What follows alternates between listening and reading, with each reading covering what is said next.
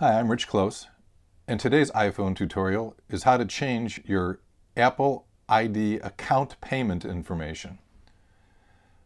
Please make sure to click the link and subscribe to my YouTube channel, and also visit richclose.com. All right, we need to go to the settings menu, and at the top under Apple ID, click the arrow to the right, and you'll see this is a payment and shipping screen. Again, this is for your Apple ID. This is not Apple Wallet. This isn't for payments that you might make to purchases and things along those lines. This is to pay your monthly bill if you have one in Apple for maybe subscription services you might have like Apple Music or Apple TV or storage, extra storage that you're paying for. So click on the arrow here to go to the right.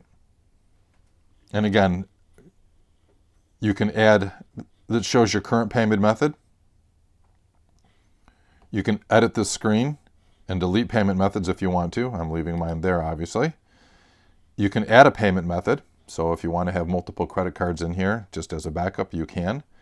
And then you can set your shipping address, right, for notifications, right, or make purchases in the Apple Store itself. So I should point out that I think that you can also use this card to make purchases in the Apple Store, which is separate from the Apple Wallet. So, and again, we'll just click on shipping information, and again, just a typical screen, right, showing your default where you'd like things shipped if you make purchases through the Apple Store itself.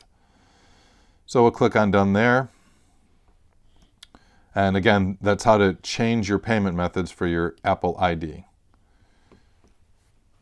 Thanks for watching my videos. Again, please click the link to subscribe to my YouTube channel and visit my website where you can find more iPhone tutorials and a link to my iPhone seminar.